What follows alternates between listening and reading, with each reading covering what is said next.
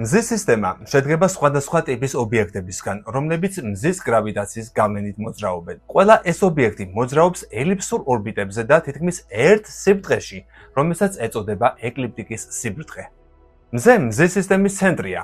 წარმოადგენს გიგანტურ ვარსკვლავს, რომელიც ძირითადად წყალბადისა და ჰელიუმისგან შედგება. მის ენერგიასა და სინათლეზეა დამოკიდებული ყველა პლანეტა მის გარშემო. მზის სისტემის შემადგენლობაშია 8 პლანეტა, თავისი თანამგზავრებით: ჯუჯა პლანეტები, ასტეროიდები, კომეტები, მტვერი და გაზი. პლანეტები იყოფა ორ ჯგუფად: მიწის ტიპის პლანეტები, მყარი ზედაპირით; მერკური, ვენერა, დედამიწა, მარსი, ასევე გაზის და ყინულის გიგანტები, დიდი ატმოსფეროთი დაფარული პლანეტები: იუპიტერი, რომელიც გაზის გიგანტადაა მიჩნეული, სატურნი, ასევე გაზის გიგანტი რგოლებით, ურანი, ყინულის გიგანტი და ნეპტუნი, ასევე ყინულის გიგანტი. ჯუჯა პლანეტებია პლუტონი, ცერერა, ერისი, ჰაუმია და მაკე-მაკე. ზოგადად მზის სისტემის შესახებ ვრცლად ცალკე ეპიზოდში მოგიყვებით. ახლა კი ერთ გაზის გიგანტ პლანეტაზე მოგითხრობთ, რომელიც სულაც არ არის ბოლომდე გაზის. ეს არის მისი აღმატებულება იუპიტერი.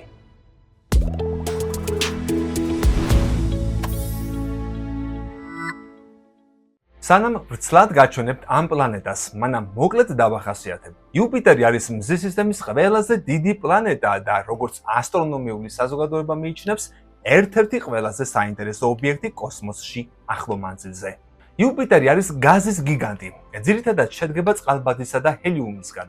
მას მყარი ზედაპირი არ აქვს, ისე როგორც დედამიწას.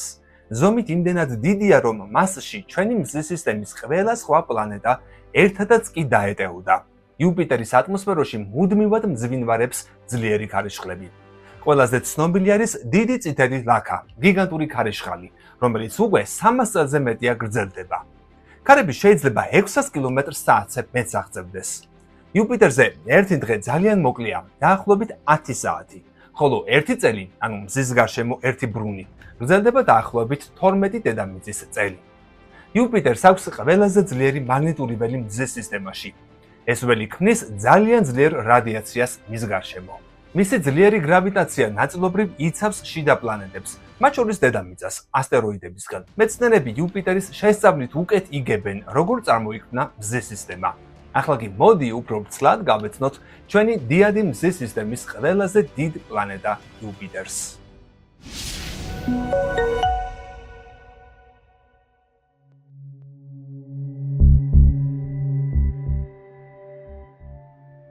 პლანეტა იუპიტერი სულაც არ არის ისეთი, როგორიც გგონიათ.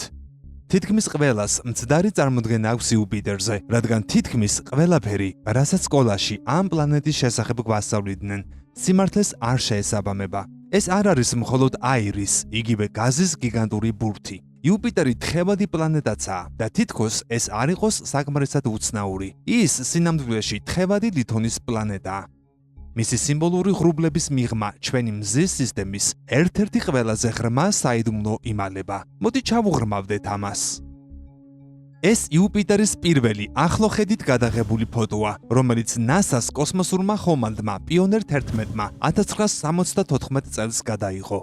ხოლო ეს იუპიტერის პირველი მოძრავი გამოსახულება Voyager 1-ის მიერ 1979 წელს მიახლოებისას გადაღებული კადრებისგან შექმნილი ტაიმლაპსი.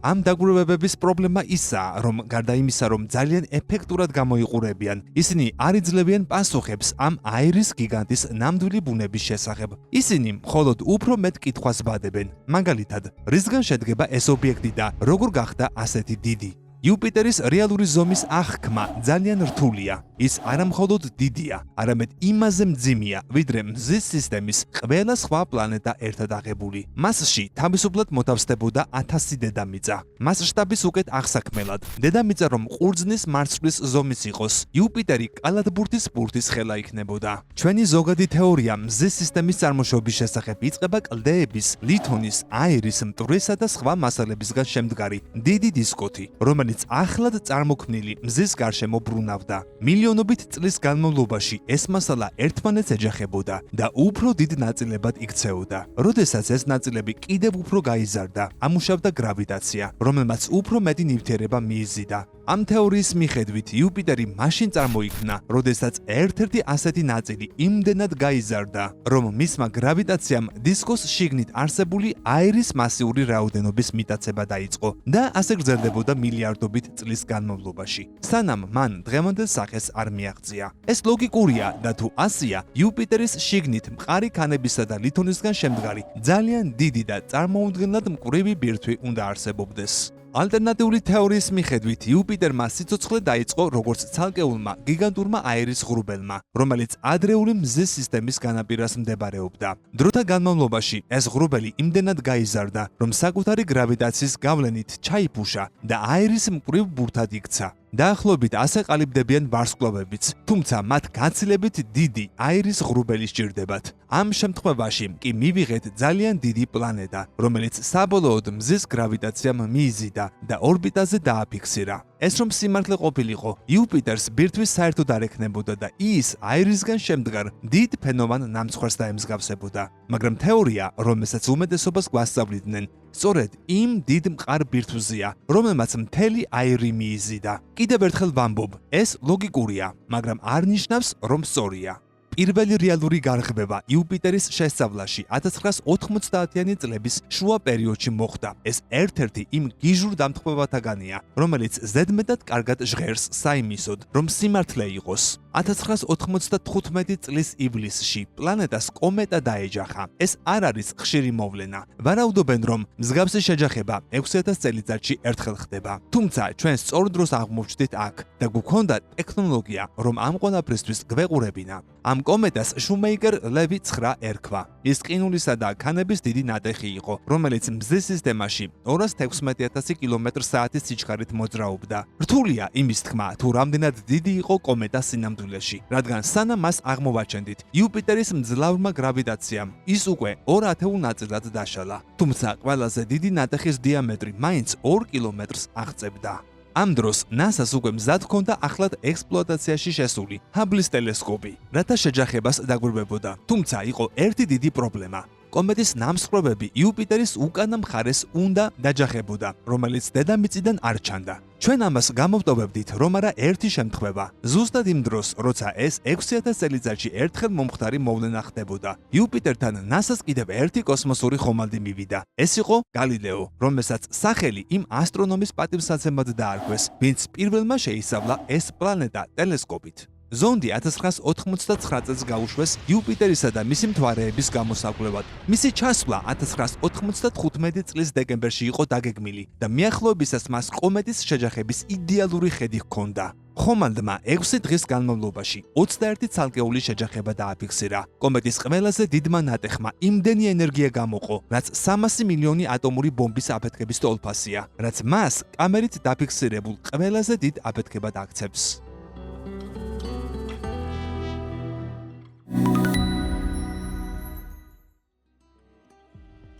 როდესაც პლანეტა შემოbrunდა, ჰაბლის ტელესკოპმა შეჯახების შედეგები დაინახა. მათ ღრუბლებში დიდი შავი ხვრელები დატოვეს და ნამსხვრევების გიგანტური სვეტები ამოტყორცნეს, რომლებიც 1000-ობით კილომეტრის სიმაღლეზე ავიდა და თვეების განმავლობაში იუპიტერის თავზე დარჩა. სწორედ ამ გარემოში ჩავიდა გალილეო. იუპიტერის შიგ თავსი კოსმოსში ამოიფრქვა და ზონდს საშუალება მიეცა პირდაპირ მასში გაეფრინა. ეს იყო პირველი შემთხვევა, როცა ჩავიხედეთ იმ ღრუბლების ქვეშ, რომლებსაც ადამიანები ასობით წლის განმავლობაში გაუცებით შეჰყურებდნენ. ყველაზე საინტერესო, რაც გალილეომ აღმოაჩინა, წყალი იყო, ბევრი წყალი. მეცნიერებმა ეს ძალიან უცნაურად მიიჩნიეს. იმდენად უცნაურად, რომ იუპიტერისკენ ახალი მისია ჯუნო დაგეგმეს, რომელიც სპეციალურად პლანეტის ნამდვილი ბუნების გამოსაკვლევად შეიქმნა. ხომალდი 2011 წელს გაუშვეს და მან 2016 წელს დაიწყო იუპიტერის ბირთვში არსებული საიდუმლოებების ამოხსნა.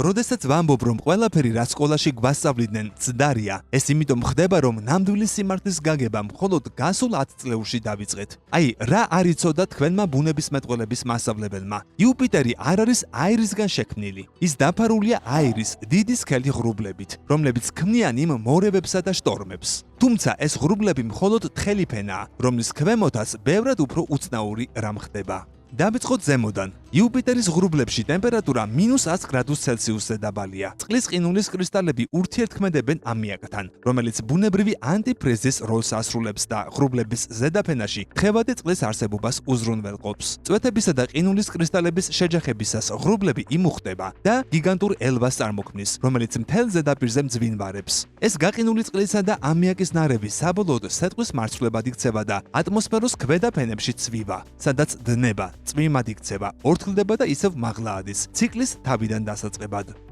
ცხელი აირის ნაკადები, რომლებიც ზედაპირზე შტორმებს კვებავენ, პლანეტის ატმოსფეროს სიღრმეებიდან ამოდიან. სწორედ ამას ვხედავთ დიდ წითელ ლაქაში, Great Red Spot. ის არამხოლოდ 1000-ობით კილომეტრის დიამეტრისაა, არამედ 100-ობით კილომეტრის სიღრმეზე. ამიაკის წვიმებში ჩადის. წითელი ლაქა იუპიტერის ნებისმიერ სხვა ღრუბელზე მაღლაა. შთანთქავს მზის ულტრაიისფერ სხივებს, რომლებიც რეაქციაში შედიან ქიმიურ ნაერთებთან და ამ მუქ წითელ ფერს წარმოქმნიან. წარმოვიდგინეთ ღრუბელი, რომელიც ევერესტზე 10-ჯერ მაღალია და ოკეანეზე 10-ჯერ ღრმა და ეს მაინც არ იქნება საკმარისი წითელი ლაქის მასშტაბის გადმოსაცემად. რაც არ უნდა შთამბეჭდავი იყოს ეს გარეგანი ფენა. ამიაკისა და წყლის ღრუბლების საშუალო სიღრმე მხოლოდ დაახლოებით 50 კილომეტრია. როდესაც ღრუბლების ქვეშ ატმოსფეროს დაბალ ფენებში ვეშვებით, ტემპერატურა მატებას იწყებს. ეს სითბო გამოწვეულია წნევით, როდესაც მოლეკულებს კუმშავთ, მათი ენერგია კონცენტრირდება, წნევას კი გრავიტაცია ქმნის. პლანეტის წარმოუდგენელი მასა მთელ ამ მასალას ქვემოთ ქაჩავს და სულ უფრო მეტად კუმშავს, სანამ ძალიან უცნაური რამეები არ დაიწყება. რაც უფრო ღრმად ჩავდივართ იუპიტერის გრავიტაციულ ჭაში, მით მეტია სითბო და წნევა. ეს გავს ნისლში მოგზაურობას, რომელიც სულ უფრო სქელდება, სანამ საბოლოოდ სითხე არ იქცევა. ოღონდ აქ ნისლი წყალი კი არა, წყალბადია. წყალბადი სამყაროში ყველაზე მსუბუქი ელემენტია. იუპიტერის შიგნით არსებულ ექსტრემალურ გრავიტაციაში ის ერთადერთია, რაც ზედაპირზე რჩება. ყველა მძიმე ელემენტი უკვე პლანეტის ბირთვისკენ არის ჩაქაჩული. ღრუბლების ფენიდან დაახლოებით 1000 კილომეტრის სიღრმეზე. აირადი წყალბადი საბოლოოდ გადადის თხევად მდგომარეობაში. ეს არის ყველაზე ახლო წერტილი იმასთან, რაც შეიძლება იუპიტერის ზედაპირს დავარქვათ. თხევადი წყალბადის ოკეანე, ყველაზე დიდი ოკეანე მზის სისტემაში. ასე რომ, მიუხედავად იმისა, რომ ეს გიგანტური პლანეტა დაფარულია აირის თხელი გარსით, ის ნამდვილად არ არის გაზისგან შემდგარი. ის თხევადი პლანეტაა. თუმცა, ეს სითხე ბევრად უფრო უცნაურია, ვიდრე ყველაფერი, რაც კი ოდესმე გვინახავს. დედამიწაზე წყალბადის გათხევადება მისი გაციებით შეგვიძლია, დაახლოებით -250 გრადუს ცელსიუსამდე. იუპიტერზე კი საპირისპირო პროცესი ხდება. ინტენსიური წნევა დუღილის წერტილს იმდენად მაღლასებს, რომ წყალბადი თხევად მდგომარეობაში 1000 გრადუსზე მაღალ ტემპერატურაზეც კი რჩება. ეს ოკეანე დაახლოებით 20000 კილომეტრის სიღრმისაა, რაც 2000-ჯერ აღემატება დედამიწის ოკეანეების სიღრმეს. როდესაც ფსკერს ვაღწევთ, გრავიტაციით გამოწვეული წნევა და ტემპერატურა კიდევ უფრო უცნაურ ეფექტს იწვევს. დედამიწის ზედაპირთან შედარებით მილიონობით ჯერ მეტი წნევის პირობებში და 10000 გრადუს ცელსიუს ტემპერატურაზე წყალბადი იცვლის მდგომარეობას და იქცევა ეგრეთ წოდებულ მეტალურ წყალბადად. ეს არ ნიშნავს, რომ ის ფოლადივით მყარდება. ის ისევ სითხეა, ოღონდ მეტალური სითხე. ალბათ ისეთი, როგორიცაა ვერცხლის წყალი თერმომეტრში. მთავარი ცვლილება ისაა, რომ მეტალურ წყალბადს ახლა ელექტროენერგიის გატარების უნარი აქვს. იუპიტერის გრავიტაცია აქ იმდენად ძლიერად კუმშავს ყველაფერს, რომ ელექტრონები წყალბადის ატომებს წყდებიან და სითხეში თავისუფლად მოძრაობენ, რითაც ელექტრულ დენს წარმოქმნიან. ეს თხევადი მეტალური წყალბადი პლანეტის შიგთავსის უდიდეს ნაწილს შეადგენს და მისი სიღრმე დაახლოებით 40000 კილომეტრია. და აი, ყველაფრის ფსკერზე მდებარეობს იუპიტერის მყარი ბირთვი. მეტნაკლებად ადრე გვჯეროდა, რომ იუპიტერის ცენტრში იყო დედამიწის ზომის კომპაქტური, კრივი ობიექტი, რომელიც ძირითადად რკინისა და ქანებისგან შედგებოდა. ეს ლოგიკური იყო, მაგრამ ახალი კვლევები აჩვენებს, რომ პლანეტის ბირთვი ბევრად უფრო ბუნდოვანია. ანუ გადასვლა თხევად ლითონსა და მყარ ბირთვს შორის არ არის მკაფიო ზღვარი. ეს ორი ფენა ერთმანეთშია არეული. ეს ბუნდოვანი ბირთვი პლანეტის რადიუსის თითქმის ნახევარზე ვრცელდება. მეცნიერებს ახლა სჯერათ, რომ ის ჰგავს სითხის, ქანებისა და ლითონის დიდ, მკვრივ წვნიანს, სადაც არ არსებობს საზღვარი ნივთიერების სხვადასხვა მდგომარეობებს შორის. ჩვენ არ ვიცით, ეს მხოლოდ იუპიტერის დამახასიათებელი თვისებაა თუ ყველა აირის გიგანტი ასეთია. სატურნს ასე ახლოს არ ვიცნობთ, ამიტომ არ ვართ დარწმუნებულები, იქაც იგივე ხდება თუ არა. ვარაუდობენ, რომ თუ იუპიტერის ბირთვი არაორდინალურია, ეს შესაძლოა მზის სისტემის ადრეულ ხანაში მომხდარი მასიური შეჯახების ბრალი იყოს. შესაძლოა, იქ დედამიწაზე 10-ჯერ დიდი კლდოვანი პლანეტა დაფრინავდა, რომელიც იუპიტერს შეეჯახა. ამ შეჯახების ენერგიას შეეძლო მყარი ბირთვის გაფანტვა და გათხელება. ეს ასევე ხსნის იმას, თუ როგორ მოახერხა იუპიტერმა ასე გაზრდა. შეჯახების თეორია ლოგიკურია, მაგრამ ეს არ ნიშნავს, რომ ის აუცილებლად სიმართლეა. ცოტა ხნის წინ ასტრონომებმა სცადეს ამ მოვლენის კომპიუტერული სიმულაციით აღდგენა. მათ უამრავი სცენარი გაათამაშეს, სადაც სხვადასხვა ზომისა და შემადგენლობის პლანეტები ეჯახებოდნენ ახალგაზრდა იუპიტერს. თავიდან მათ მიიღეს ის შედეგი, რასაც ელოდნენ. შეჯახება იწვევდა ბუნდოვან ბირთვს, თუმცა ყოველ სიმულაციაში ეს ბუნდოვანი ბირთვი შედარებით სწრაფად ისევ ილექებოდა და მკაფიოდ გამოხატულ მყარ ბურთად ყალიბდებოდა პლანეტის ცენტრში. ასე რომ ჩვენ ვიცით, რომ იუპიტერს აქვს ეს დიდი, უცნაური ბირთვი, მაგრამ არ ვიცით, როგორ აღმოჩნდა ის იქ. მიუხედავად იმისა, რაც აქამდე ვისწავლეთ, ჯერ კიდევ არ გვაქვს მკაფიო პასუხი იმაზე, თუ როგორ იქნება საერთოდ ასეთი პლანეტა. სწორედ ეს ხდის იუპიტერს ასეთ საინტერესოს. ის უბრალოდ უცნაურია, გიგანტური საიდუმლო ცაზე, რომელიც ამოხსნას ელის და ადრე თუ გვიან ჩვენ ამას შევძლებთ.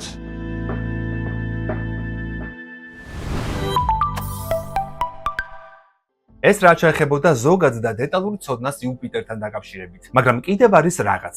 ატმოსფეროს სიღრმეში წნევა იმდენად მაღალია, რომ წყალბადი ჯერ სითხედ იქცევა, ხოლო კიდევ უფრო ღრმად მეტალურ წყალბადად. ეს არის მდგომარეობა, როდესაც წყალბადი მეტალივით ატარებს ელექტროენერგიას. იუპიტერის ზედაპირი მუდმივად მოძრავი ღრუბლებისა და ქარიშხლების ზოლებისგან შედგება. ყველაზე ცნობილია დიდი წითელი ლაქა, როგორც უკვე ვთქვი. ანტიციკლონური ქარიშხალი, რომელიც დედამიწაზე დიდია და უკვე ასობით წელია მძვინვარებს. იუპიტერის ჩრდილოეთ პოლუსზე არსებობს 8 გიგანტური ციკლონი, რომლებიც ერთი ცენტრალური ქარიშხლის გარშემო თითქმის იდეალურ გეომეტრიულ ფორმას ქმნიან. მოდი ახლა ამ საკითხებზე უფრო მეტად ვისაუბრებ.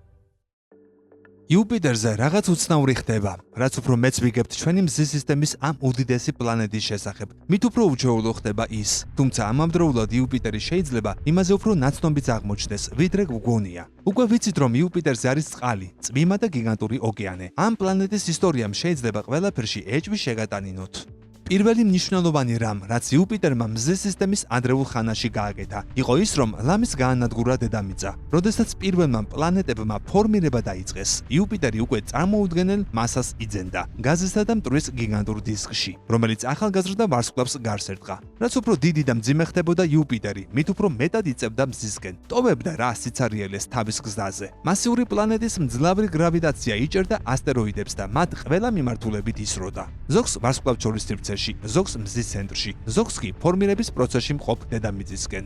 იუპიტერი შეგიძლიათ წარმოუდგინოთ როგორც კოსმოსური რობოტი მტვერსასრუტი, რუმბა, რომელიც ქაოსურად მოძრაობდა ადრეულ მზის სისტემაში და ყველაფერს არებდა. ამან ფაქტობრივად შეაჩერა ახალი პლანეტების ფორმირება. იუპიტერი მარსსაც ისე მიუახლოვდა, რომ წითელი პლანეტის ზრდა სამუდამოდ შეფერხდა. იუპიტერი კიდევ ცოტათი რომ მიახლოვებოდა მზეს, დედამიწის ფორმირებაც ჩაიშლებოდა, მაგრამ ჩვენს გადასარჩენად სხვა გიგანტი მოვიდა. სატურნის ფორმირებამ იუპიტერის გზა შეცვალა. როდესაც იუპიტერი შიგნით იწევდა, სატურნი მას მიჰყვებოდა და დაიწყო ბრძოლა. ამ ორ ტიტანს შორის გრავიტაციულმა ჭიდაობამ მათი აჩქარება გამოიწვია. ისინი უფრო და უფრო სწრაფად ბრუნავდნენ მზის გარშემო და ნელ-ნელა უკან მზის სისტემის გარე რეგიონებისკენ დაიხიეს. მათ დატოვეს ზუსტად იმდენი მასალა, რამდენიც საჭირო იყო ჩვენი და სხვა შიდა პლანეტების ჩამოსაყალიბებლად.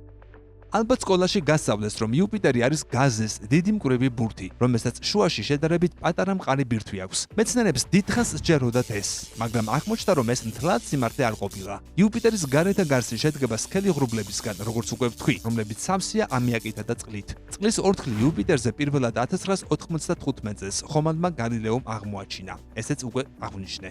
მიუხედავად იმისა, რომ ის ატმოსფეროს მხოლოდ 0.25% შეადგენს, ეს მაინც მილიონჯერ მეტი წყალია, ვიდრე დედამიწაზე გვაქვს. წყალი ძირითადად მზის სისტემის გარე ნაწილშია და დედამიწაზე მისი მოხვედრა სწორედ იუპიტერის დამსახურებაა, რომელიც ყინულის ნატეხებს ჩვენი მიმართულებით ისროდა. რაც უფრო ღრმად ჩავდივართ ატმოსფეროში, ტემპერატურა და წნევა იზრდება. გარემო იმდენად ექსტრემალურია, რომ მხოლოდ წყალბადი და ჰელიუმი რჩება. გაზის ბოლოფენის ქვეშ თხევადი წყალბადის ოკეანეა, უდიდესი ოკეანე მზის სისტემაში. ასე რომ იუპიტერი არა გაზის, არამედ თხევადი პლანეტაა. თუმცა ეს სითხე იმაზე უცნაურია, ვიდრე დედამიწაზე რამე გვინახავს. ინტენსიური წნევა წყალბადის დუღილის ტემპერატურას ისე მაღლასებს, რომ ის 1000 გრადუსსაც კი სითხედ რჩება.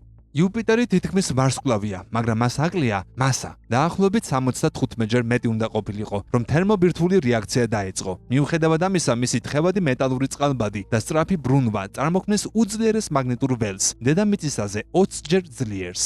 იუპიტერზე არის დიდი ლურჯი ლაქაც, რომელიც სინამდვილეში ლურჯი არ არის. ეს მაგნიტური ანომალიაა. დედამიწისგან განსხვავებით, სადაც მაგნიტური ხაზები პოლუსებიდან გამოდის, იუპიტერის მაგნიტური ველი ჩრდილოეთ ნახევარსფეროს დიდი ფართობიდან მოდის. ჩრდილოეთ პოლუსზე მუდმივი ციკლონების რგოლია, რომელიც საშინელებათა ფილმის კადრებს გავს. იუპიტერს არც წრიული ფორმა აქვს, ის უფრო ოვალურია, შუაში გაბერილი. მისი მაგნიტური ველის ხაზებიც უცნაური და არათანაბარია. არსებობს თეორიები თუ რატომა ასე, მაგრამ ამას სხვა დროისთვის შემოვინახავ.